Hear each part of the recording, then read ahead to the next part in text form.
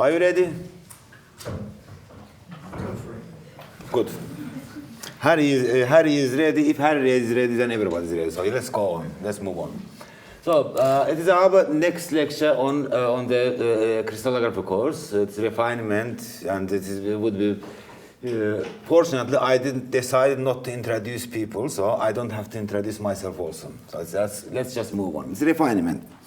And I'll give it is a course for mainly PhD students and starting postdoctoral fellows. So I decided to give a more or less basic lecture, but try to avoid any equations and anything like that. Okay? But some of them may be, you can see the advanced, but may not. So, in this lecture, I'll give something about what's the purpose of refinement, why do we want that, data and model, and what is model and what's the data we are dealing with. So model, what do we know about the model? And it turns out that we know a lot about atomic models we have. And crystallographic data and some of their properties, and then model parameters and bulk solvent modeling, and then we move on. Okay, before I'll move on to the to continue lecture, let's just have an agreement. You can interrupt me at any time you want, okay? Interrupting me is not rude. Not interrupting me or getting bored is very rude. Okay? Agreed? Do we have agreement with that? So interrupt any time you want. Okay? I'll just see that if you have a question, then I'll stop and answer to your question first. Agreed? Seems to have agreement. So what's the purpose of refinement? It's just very simple. So it is not only about refinement, it's in general fitting into experimental data. What we want is a fit chemical and structural sensible atomic model into the observed X-ray crystallography data. And at the end, we want to calculate best possible electron density so that atom model can be criticized, can be rebuilt, or can add new features. In principle, these two properties are properties of any modeling. It is not only just X-ray refinement. It is same for electron density modeling or electron microscopy or any other fields. In X-ray, we have one more problem, that we have a phase problem. So we need to calculate at every cycle electron density so that we can have a look at if we can see anything new.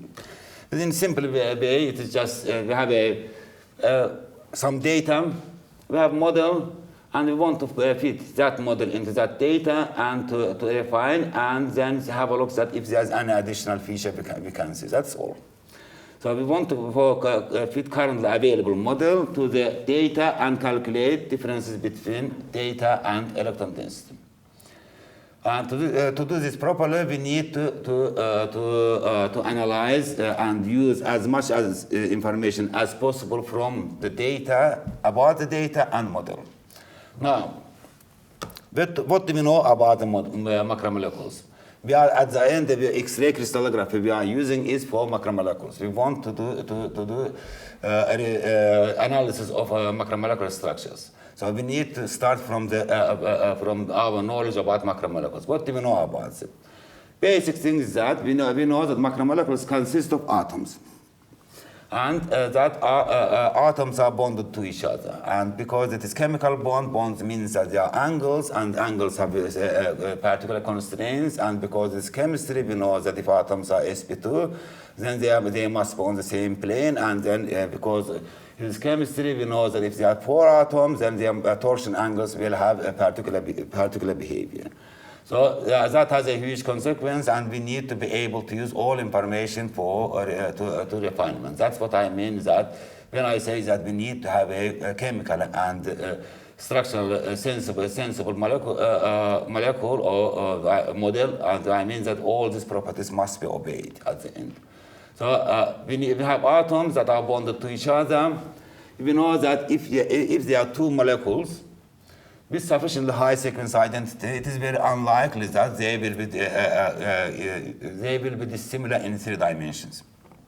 All these things are reasonable things, and everybody knows them. But sometimes converting them to a form to use in programs is a little bit challenging. But believe me, everything is used in crystallography so far. They can be written in these very, very few sensible words. That what we want to use is chemistry of atoms, molecules. What we want to use that information is that if two molecules are in sequence similar, they must be similar in structure. But we know that if there are two or more copies of molecule in the asymmetric unit, then it is very unlikely that they are different. Okay? Does it make sense? If you have two subunits, it's very unlikely that they will be different. They may be different, but at least locally they will be similar. Yes? We need to be able to convert all this information to a form so that it can be used to derive chemically and structurally sensible model. We know that oscillation of atoms close to each other in 3 dimensions cannot be dramatically different. You can think about it as a dance floor. I gave that example in Uruguay. If there are a lot of people are dancing around, yes, it is very unlikely that one person can dance with huge amplitude. And if he would dance with huge amplitude, then there would be chaos in dance floor. And I'm sure that if people are drunk, there would be fight. Okay? Does it make sense? Yes, that is my dancing is like oscillation. Your dancing may be more regular. Yes, it is just when you have oscillation like that, atoms they cannot have hugely different. They should dance together. Okay, that makes sense. These atoms cannot have. If you take one atom and another just moves like that, like crazy, and then since there are a lot of other atoms, it will cause chaos around. Okay? We cannot have that. Even if we would like to have, we cannot have that because that is not possible. So that needs to be converted into refinement and used in the refinement. That's what we call p-value restraints. Yes? So if we know that, if we take a room, this room, yes? This is not a good example, but I'll give it in any case. Yes? And shake whole room. And inside, we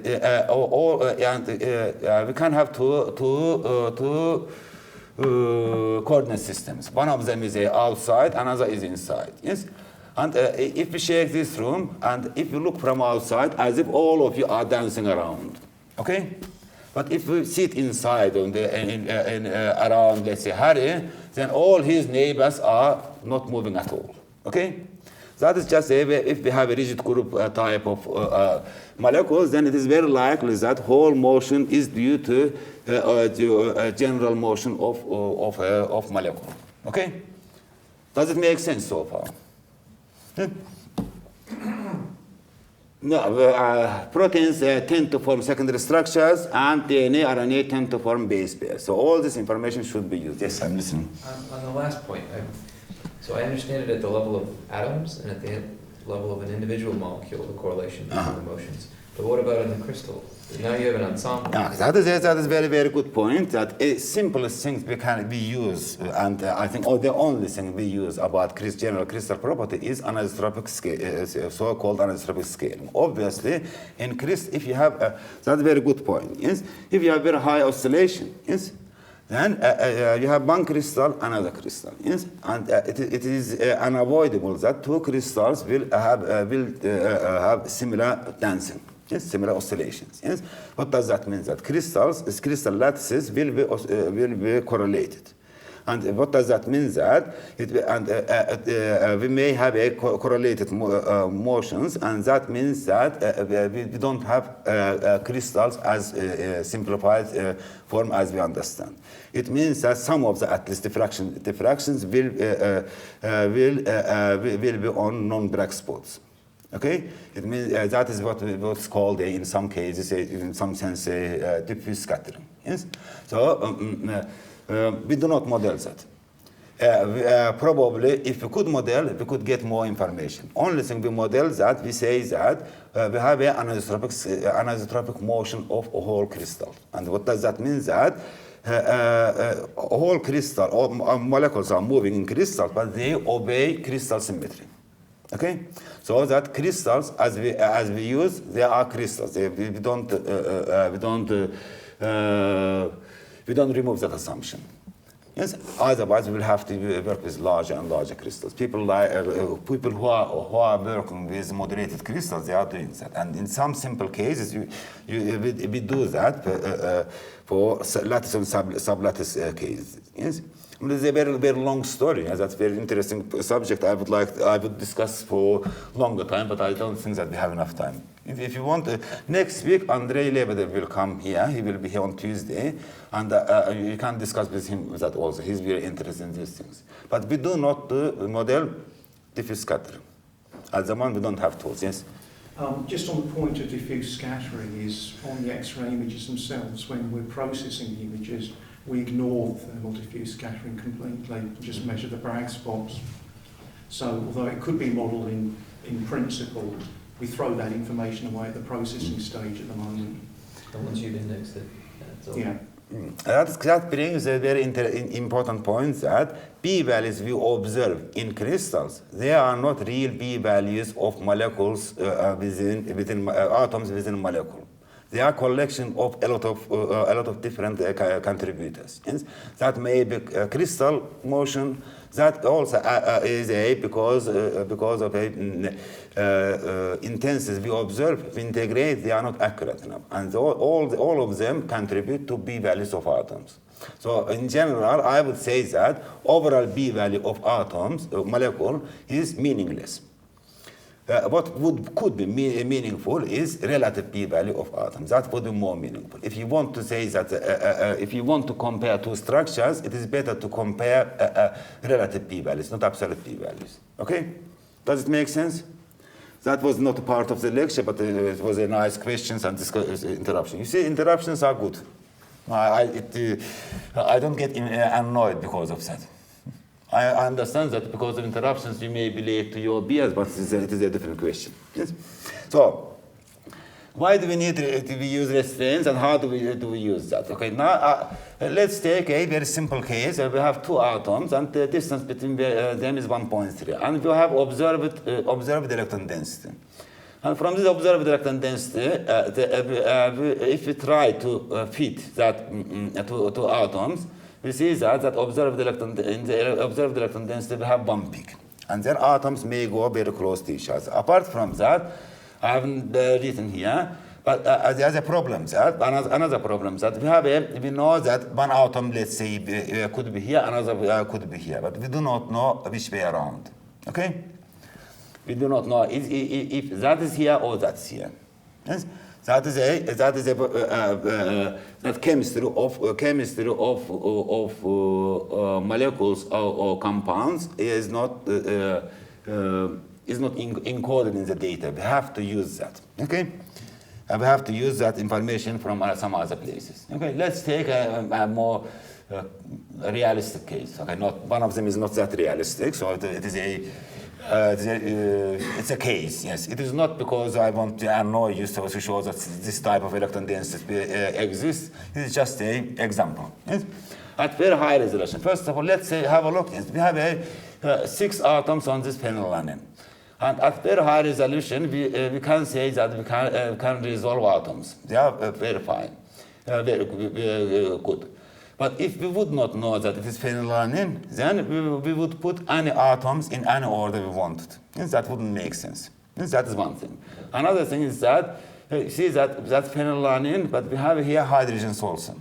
Yes, we don't see hydrogens. If we want to refine hydrogens, then we have to use certain constraints or restraints that hydrogens are here, and they must have the particular bond densities. Does it make sense? We need to use chemistry to get sensible model. And that's what we call restraints. Yes? And at lower resolution, 2 angstrom, it is not that low with modern standards, but it was low resolution at some point. People consider 2 angstrom low resolution, not anymore. Now, 2 angstrom is high resolution.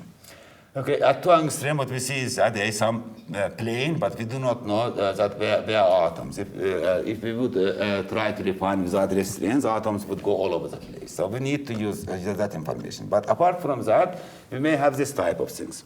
Yes?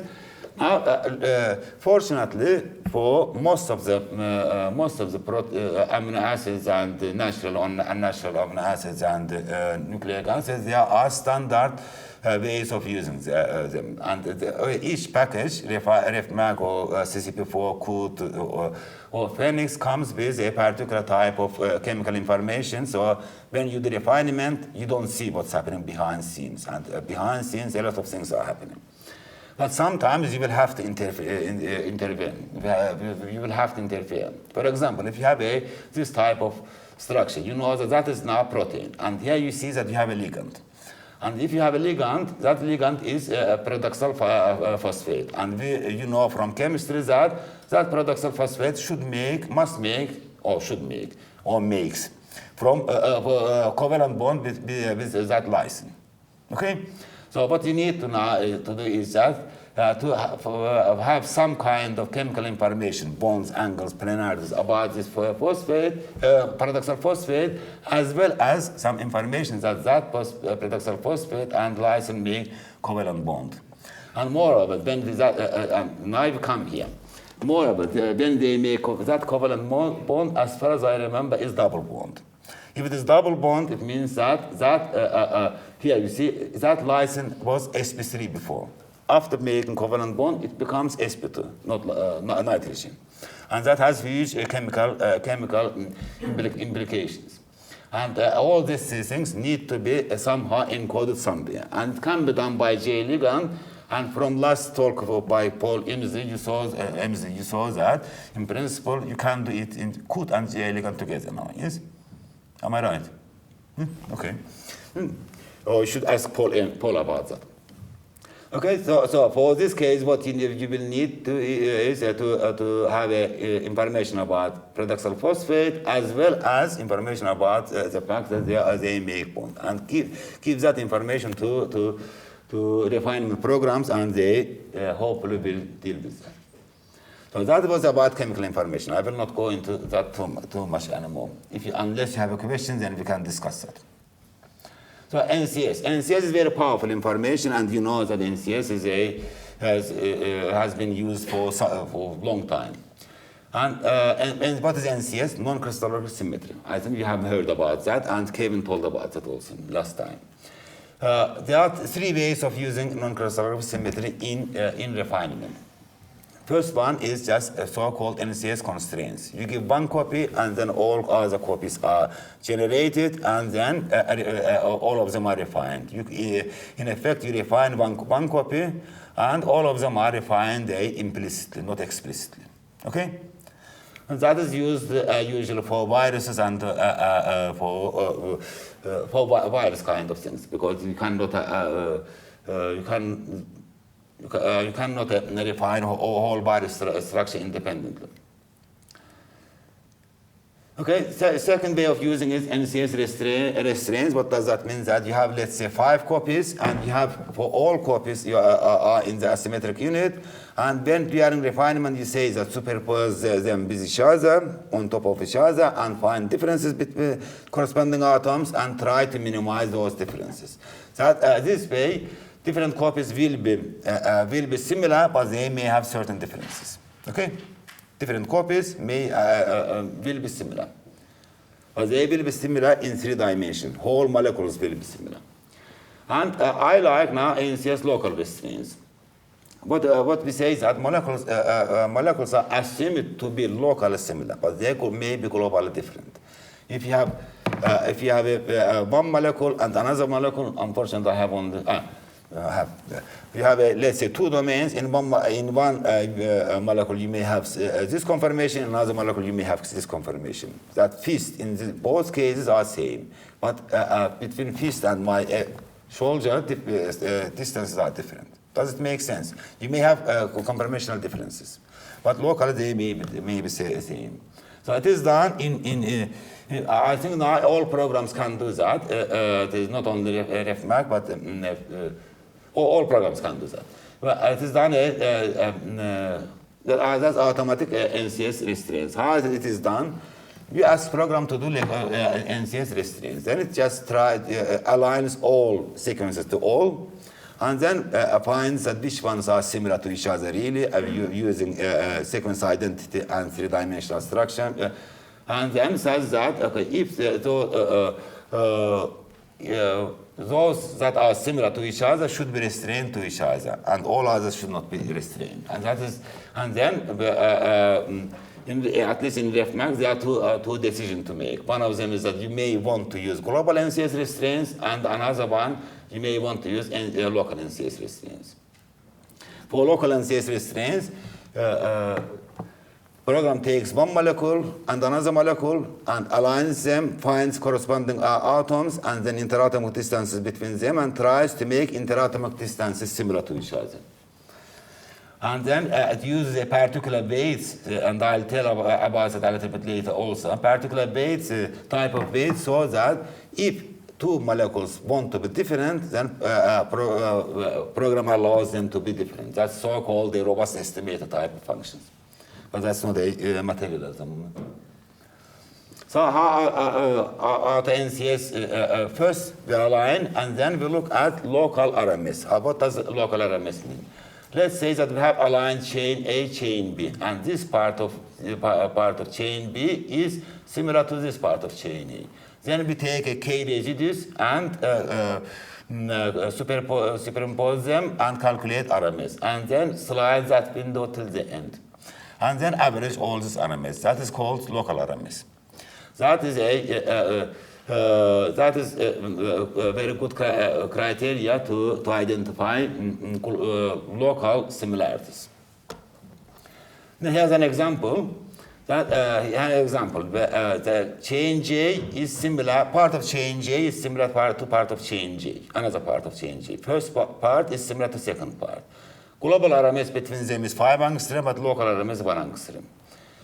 J and L are similar to each other, and global RMS is 4.8 angstrom, and local RMS from 1.6. It may not be reasonable to restrain them globally. It may be reasonable to restrain them locally. Does it make sense? Those angstroms, Huh? the RMS values. Yeah, global RMS is 5 angstrom. Let's just say they are domain motion, domain. Huh? The units are angstroms. Units are angstroms, yes. Not kilometers, no. Yes, okay.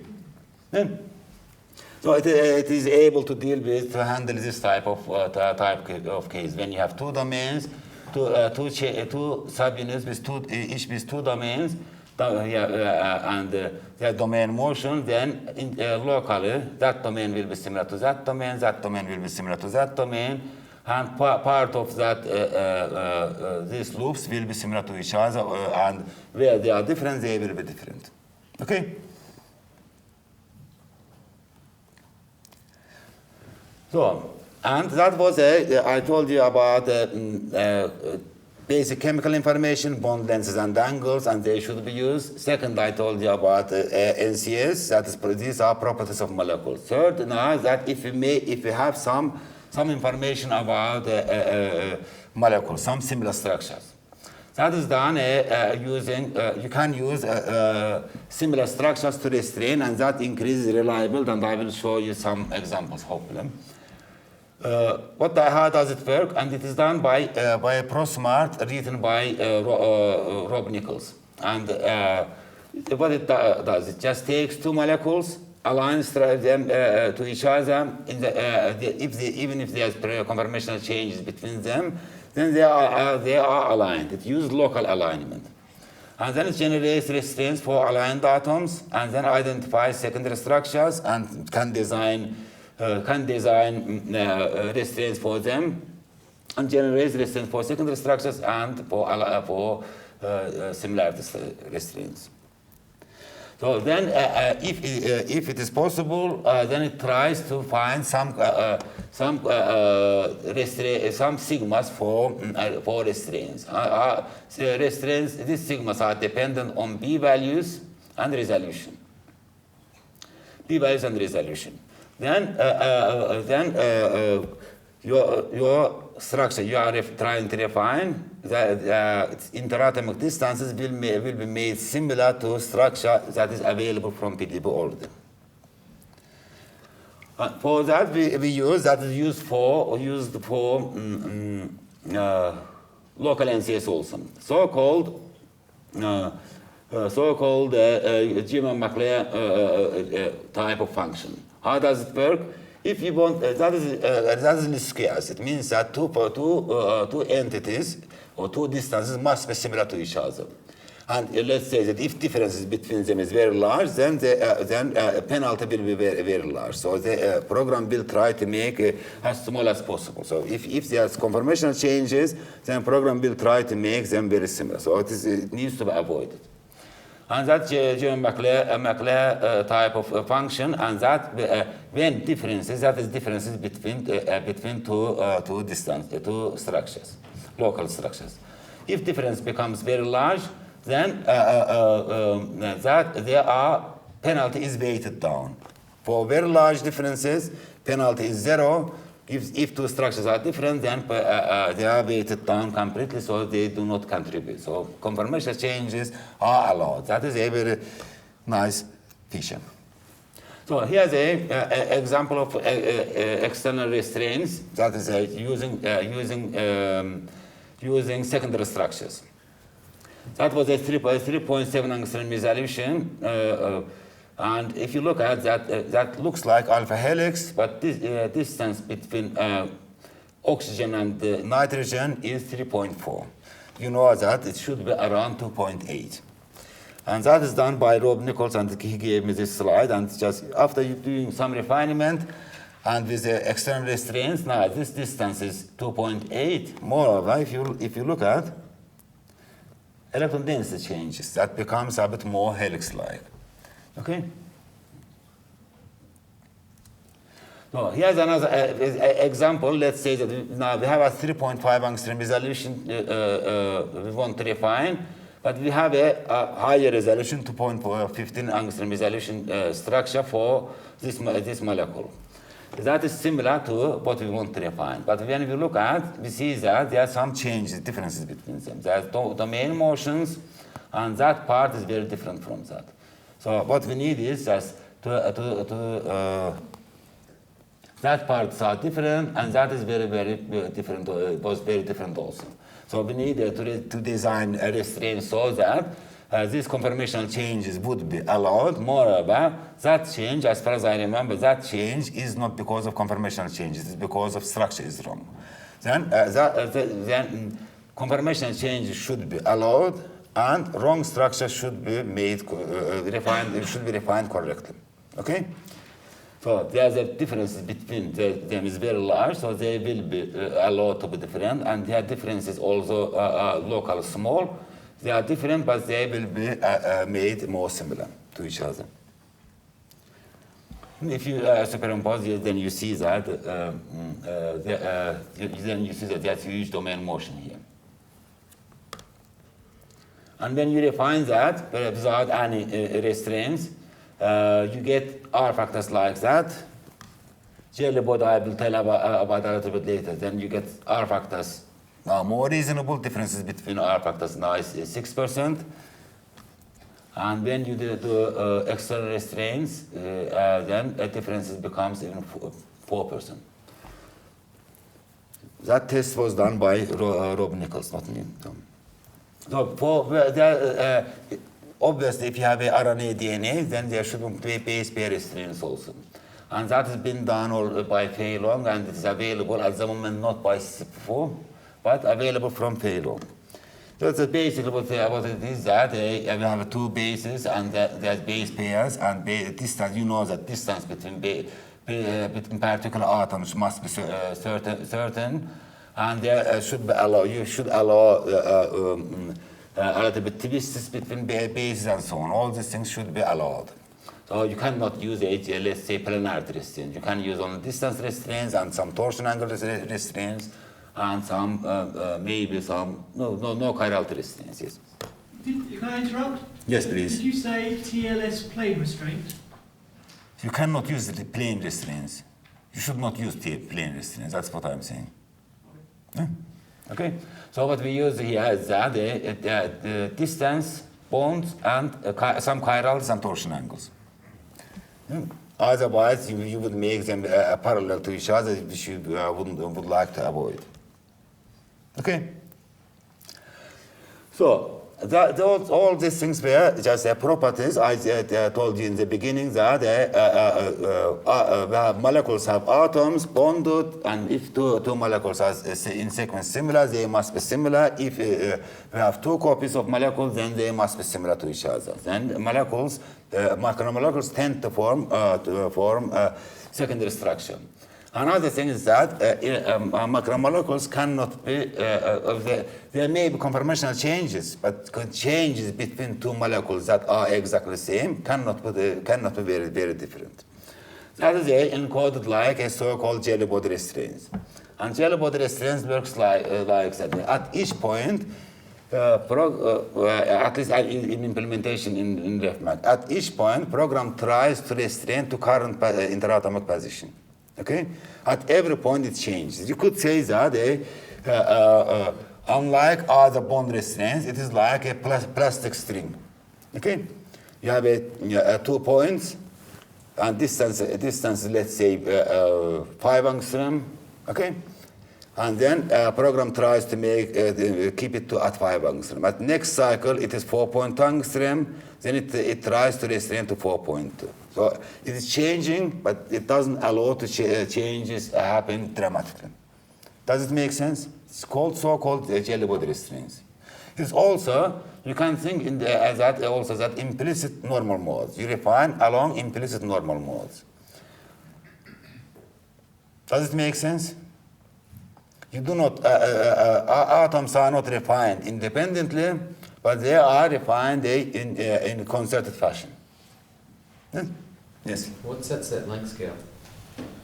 What establishes the length scale over which this works? Then you mean? You're saying there's this jelly body has some certain size over which you're refining in Yes. the molecule, but how do you determine how big that is? Default is 4.2 angstrom, and tests showed that is the best value. Empirical, you test it. In the empirical, there's no theorem, and you cannot say that. There's no theorem. It's just a 4.2, why it is 4.2, my understanding explanation, because it encapsulates secondary structures as well as beta strands. Yes? Helices and beta strands. Beta strands, now I'll show you in the next example that it wasn't done, that test wasn't done by me, but by Andrei Lebedev. That's a structure they wanted to solve, yes? And what they did was they had a search model. I don't remember which one is search model. Let's say that is search model. And another was with ligand. And they had a difficulty of refining people. And they asked Andrei to refine. And when he did a jelly body refinement, you see that a whole molecule was deformed. Yes? It had a 32 angstrom, let's say, diameter in that direction. It became 23. So it had 38 and became 45. It's just quite dramatic, and then it was possible to do further model building and further improvement. And at the end, they got a paper in Nature that Andrei was also co-author of that. And I should tell you that I've used it.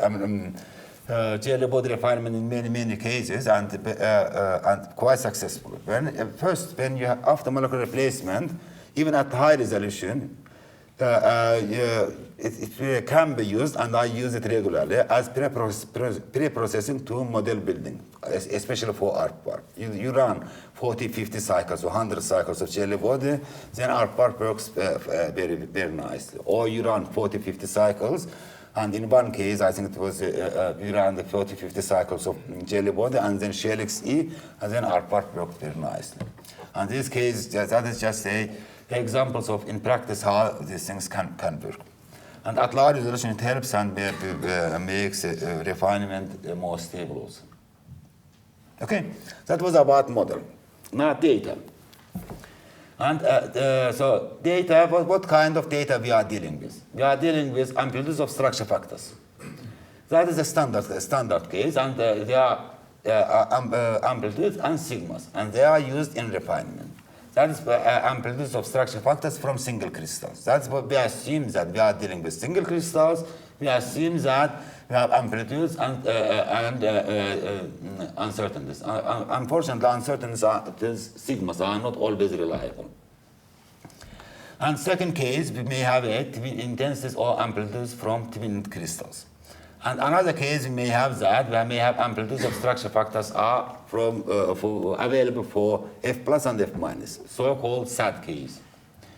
And then we may have amplitudes of structure factors from multiple crystals. At the moment, as far as I know, it is not used, that case is not used for refinement, or hopefully in the future we will be able to use that. But most cases, we have amplitudes and intensities. And in some cases, we have twins, and I'll tell about twin a little bit.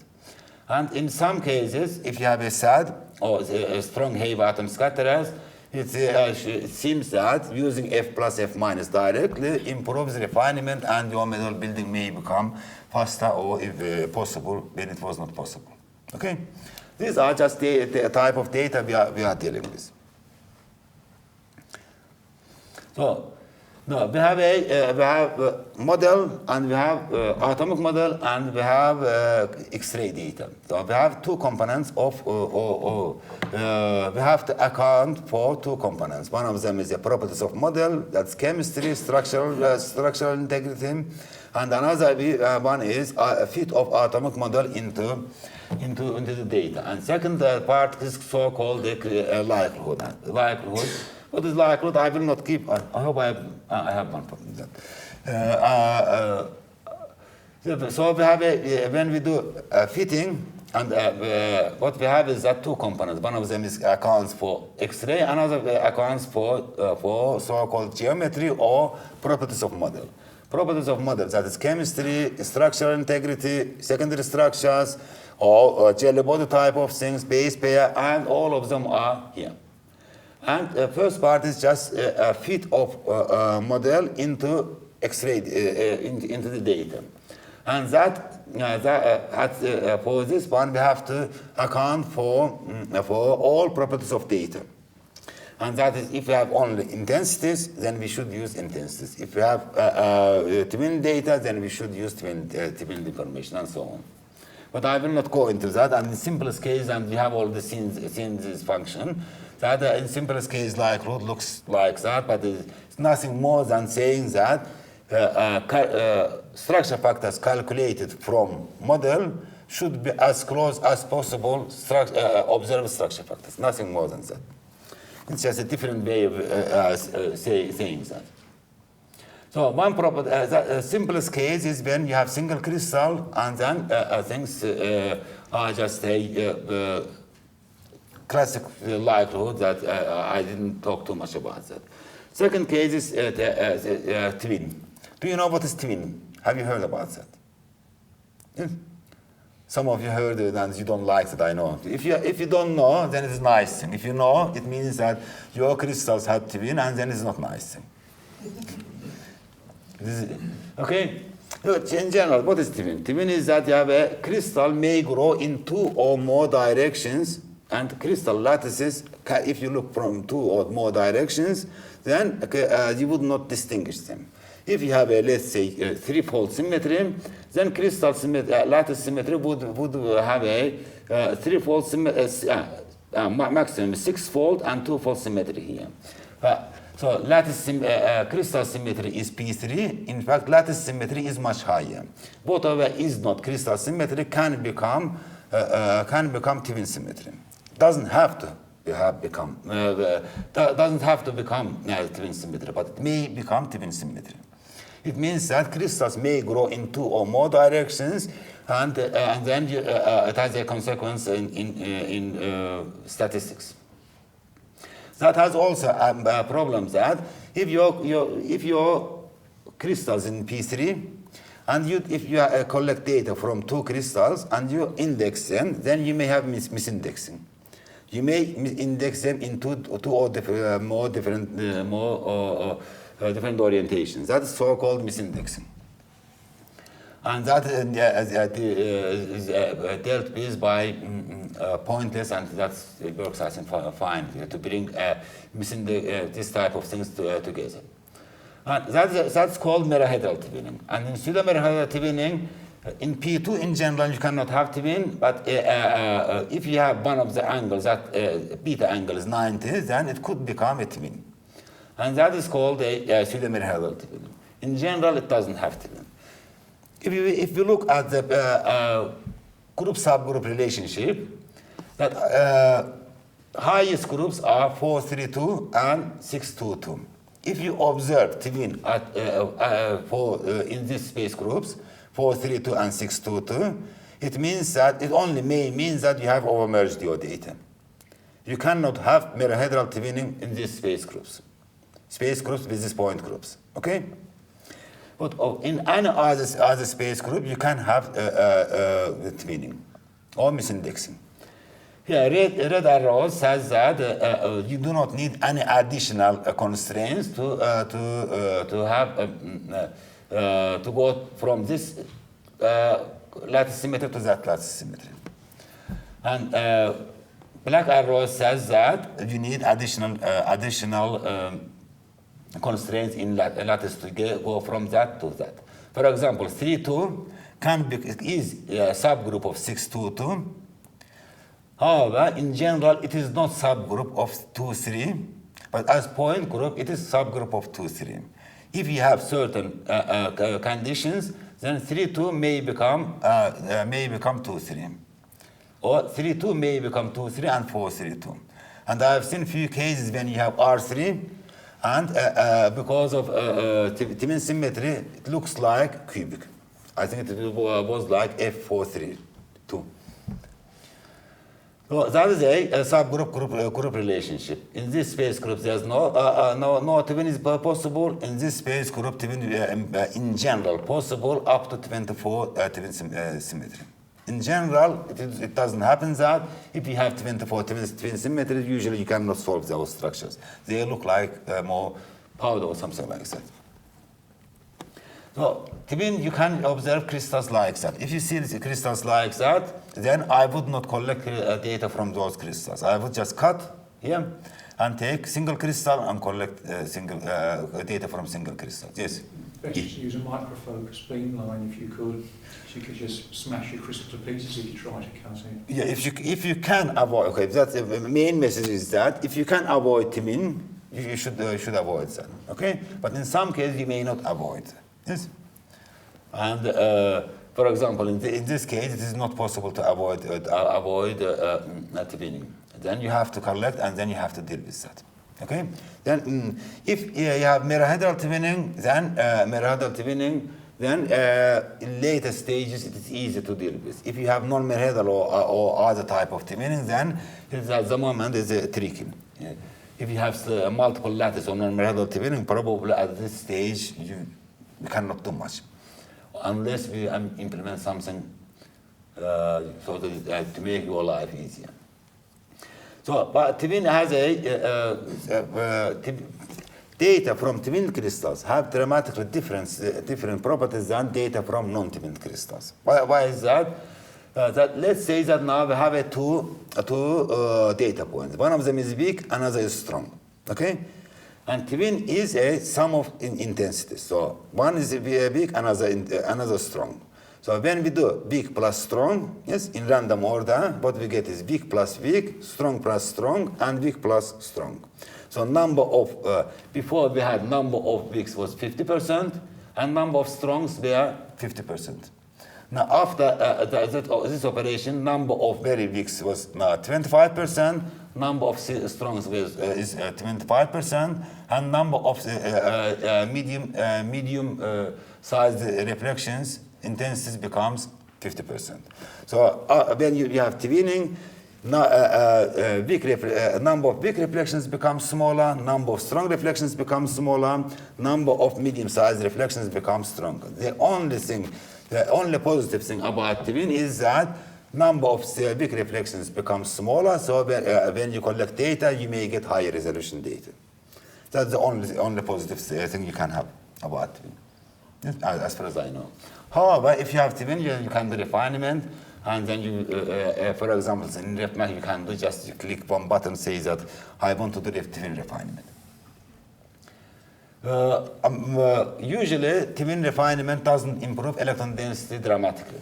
However, sometimes it may give you things you wanted. That example was given by one of our colleagues from GSK, Ben Bax, and said that when I said that twin doesn't improve electron density, said that I have an example. He has an example. They wanted to see certain ligand. That is a refinement without twin. That's the refinement with twin. Ligand was not included. And they could see ligand after twin refinement, which was nice for them, at least. Probably for their competitors it wasn't that nice, but for them it was nice. One or two things you should be aware of twin is that when you have twin, then R factors, and you do twin refinement, even if you don't do twin refinement, R factors tend to be smaller. That is a random R factors. When you have if you don't have twin and you don't model twin, random R factor will be 58%.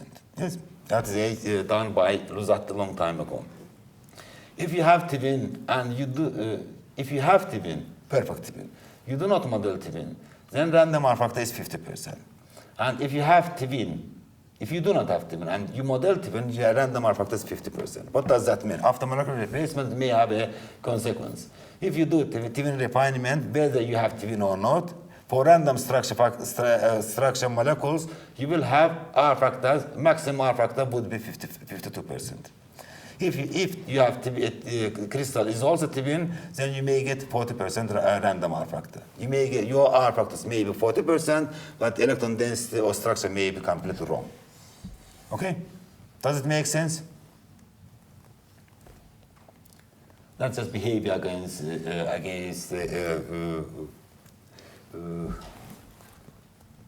that's just another thing is that if you have twin and you don't do twin refinement, then your R factor may stuck around let's say 35%. That's a perfect case. But as soon as you switch twin, your R factor may become 25%. You may gain 10% in R factor, but the error in the model in both cases are same. You do not gain anything in accuracy, in model reliability. Only thing you gain is an R factor. So R factor is not good indicator in general. That's a, but it is, we cannot do much other things. We don't have other indicators also. So I told you about model properties. They need to be used, and data properties, if you can, they need to be used. Now we have a whole function defined. Everything is defined. That model with chemical properties, structural properties, and so on, and fit model into the data. And we need to do some refinement. We need to parameterize, and for parameterization, usually we use positional, p-values, and occupancies. Positionals are just like for each atom we have three parameters. P-values usually either isotropic or anisotropic. Most people use isotropic, one parameter, like every atom is like spherical. And for occupancies, we have you can use for ligands. I wouldn't use for all atoms. So derived parameters would be like rigid body. At early stage, it's a good idea to use rigid body refinement. And rigid body of p-values, TLS. I'll tell you about TLS a little bit now also. And torsion angles, torsion angle parameterization, it is, I think, as far as I know, available from CNS and Phoenix, not from our side. So what's TLS? TLS is just a oscillation of rigid groups. So we have a what's going on here? Okay, something is happening, but I don't know what. Time for beer. Huh? Beer. Yes. Projector is tired. The projector wants to go to have a beer. Okay, I'm almost there. You are almost there. We have a rigid group, and what is oscillations? You know that each rigid group's motion of rigid group can be described with 6 parameters: translation and rotation. So oscillation of rigid groups can be described by oscillation along translation, oscillation along rotation, and correlation between them. That is what it says, that every rigid body motion can be described by translation and some rotation. Nothing more than that. So if you look at the atomic effect on effect of oscillation of rigid bodies on individual atoms, what we see is that translational part, librational part, that's oscillation along angles, and so-called screw part, that is correlation between translation and libration. So translational part, librational part, and correlation between translation and libration. Nothing more than that. So there are only 20 parameters to describe whole TLS. The other huge controversy of the misunderstanding how to use TLS, and it is not completely clear how to use and when to use. And at low resolution, probably it's a good idea. If your molecule have well-defined rigid groups, then it is a good idea to use. But I would not go to as small as amino acids and to define them as rigid groups. And a very nice server for TLS is a TLS-MD server by Ethan Merritt, and that's very nice server. I would use that server to identify TLS groups. So bulk solvent. So, and now next parameterization is bulk solvent. First we have X, Y, Z, P values, TLS, that is about molecules. Now bulk solvent is about something happening in the crystal. Now when we have a protein and we have a unit cell, and therefore here we have protein molecules, here we have a solvent molecules. If you look at low resolution, and solvent and protein would not be very different from each other. If we would scale up solvent, and then solvent and protein would have exactly same value, very similar value. And that is what it says that we have solvent, proteins as total, and if we take solvent and add to that protein multiplied by some constant, then we will get a constant electron density. And Fourier transformation gives that. That is so-called Babinet's principle. That's very, very basic and works fine, and Shelix uses this particular principle. Another one was designed a long time ago by Beringer and his co-authors. That is a so-called mass bulk solvent. You have a protein and we have solvent. What we do is that take mask out protein and put constant values here, calculate structure factors, and then scale them together and get total structure factor. At the end, total structure factor looks like that: protein plus some scale multiplied by solvent. And you may or may not include Babinet's bulk solvent here also. So that was a bulk solvent.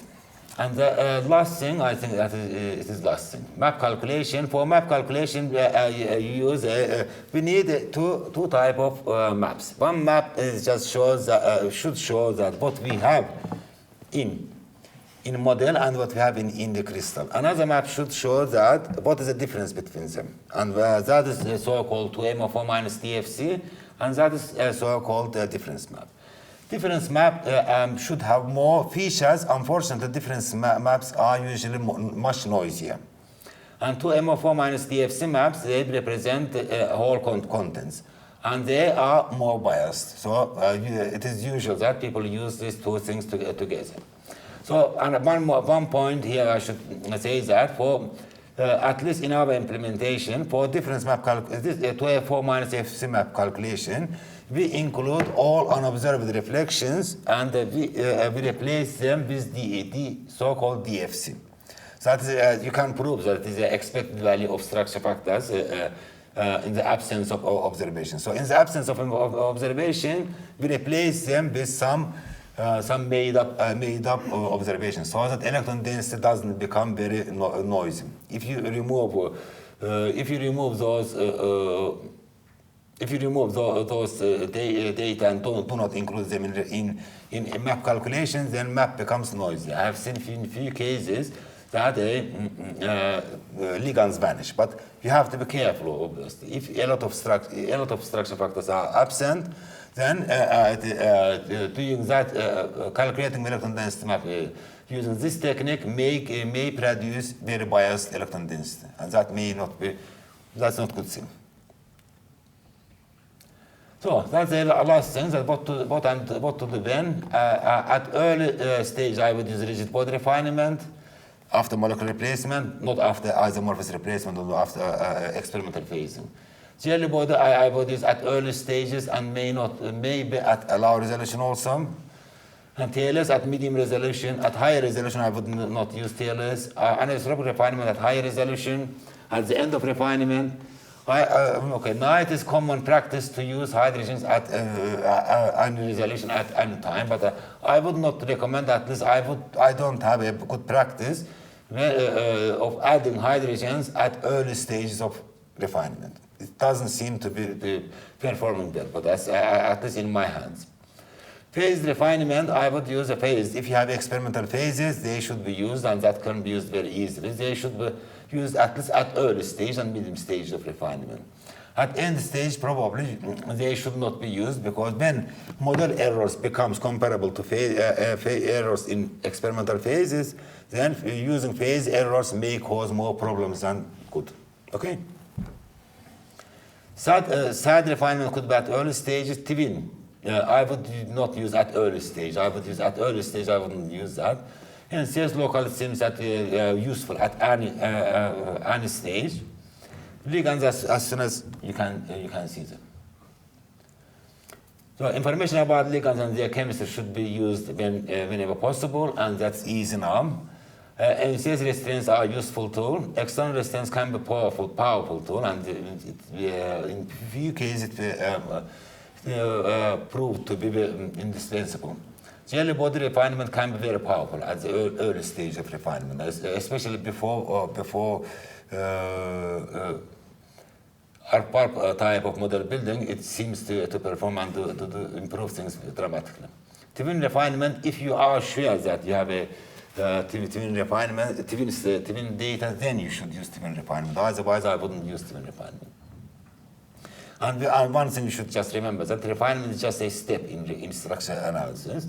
It is often used as a part of model building, and that's all. And I should, here's a list of programs that can do refinement. Shell Excel is classic. CNS should be considered classic now. TNT, I think it is defunct now, but a lot of people use that. Basta TNT is now, at least I heard a lot of good things about Basta TNT. And Phoenix Refine, I heard a lot of good things about Phoenix Refine. Restrained, I haven't heard anything about Restraints for some time now. And these things are for small molecules and main, just because Tucson told me that to add main in the list, I added that also. And there's another program that's Refinement. Okay, and acknowledgement, Alexey Vaidin, Andrei, Rob, Faye, and Pavel and Raj, they have done side refinement, and I would like to thank you for your attention, and I love your questions if you have any.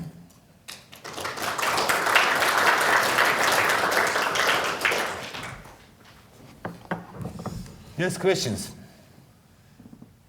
You started very well in the beginning, and then you just died out.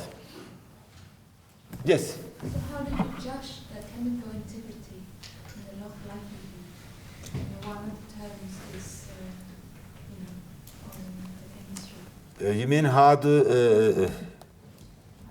okay.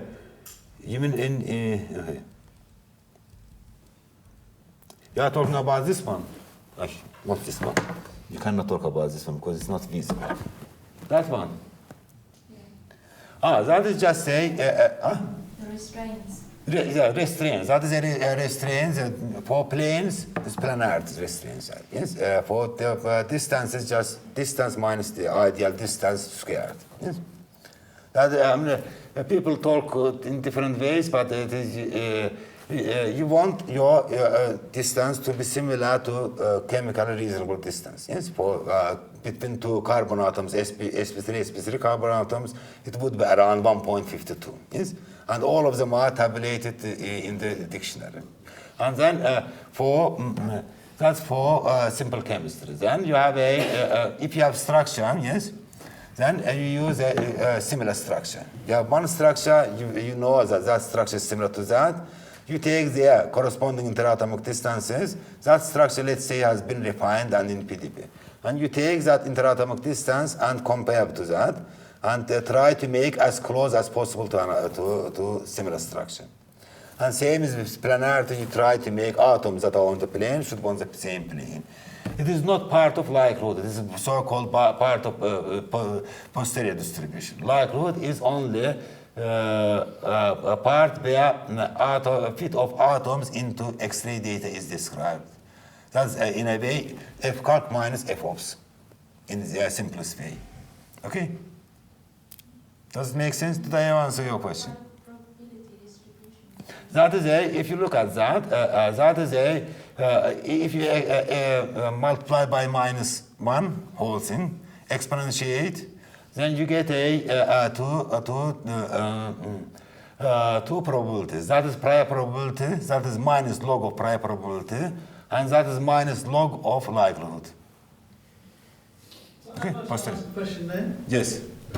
Do we ever get to see the model probability then? Is that something that Refinement tells us? It doesn't tell at the moment. The total model it says, but it is encrypted in a way that there are numbers. You can have a look, but it doesn't say you that it is this part. If you want, I can add, and tomorrow you can have that. 20 years without it, I think it could live. I would just say probability is that is minus log of probability. You know that is based on a log likelihood, log posterior is based on it's very similar to Boltzmann's distributions, I think. The probability of exponent of minus something multiplied by energy related to this probability. And logarithm of probability is energy. And that could be called as energy. Yes? Yeah. Okay? That's proportional to energy. In a energy, not in statistical sense. Energy in a not physical sense, but in statistical sense. And that is a log of posterior distribution. That's nothing more than that. Okay? Or you could say that is energy, and there were confusions about this. Some people use energy minimization, some people use likelihood function, some people use Bayesian statistics. No, all of them are same thing, with different names, nothing more than that. Okay? Yes? Garib, is it currently possible to use data obtained from cryo-EM for refinement? Yeah, at the moment it is possible, but it is not as good as I would like. Yes? And we are working with George to try to make it as much better for your purposes. Okay? So what are the problems? The problem is with cryo-EM. Yes? First of all, cryo-EM, from cryo-EM you have a model, electron density. Yes? There are several things. Electron density, you have electron density, but you do not know what is the variance of particular point in electron density. Okay? What's the reliability of that atom, of that point? And if you go to reciprocal space, you have exactly the same thing, like structure factors. You have structure factors, you do not have their reliability. Yes, that's one thing. And next thing is that these things can be done. Yes, but they are not available at the moment. At the moment, so far, EM reconstruction was designed to derive a electron density. Okay. Now we would like to fit some another model into that model. To be able to fit properly into that model, we need to have some kind of representation of its reliability also. Okay? And it will be done, and that is the main problem. And now another thing, have a look, yes? You have let's consider in real space, exactly the same thing is in reciprocal space, yes? Now, one problem is that for each point, we have only value. Yes, we do not know that what is the uncertainty. Is it exactly that value, or it is something higher or lower? Yes, and another thing is that if you look at that value, yes, and neighboring value, that value has error. Yes, if you look at the neighboring value, that has error also, but they are not independent. Okay, they are related. Yes. And you can, there are formulas you can just show that how they are related. Yes, that and that relationship depends on the way you construct reconstruction and resolution. Yes. Now imagine that you have a EM map. Yes, one part of EM map is nice, highly reliable. Another part is not that reliable. Yes. You know that if you have two subunits, one of them is moving like that, yes, and it's smaller than another, then for this one you get a very nice density, for this one you don't get nice density.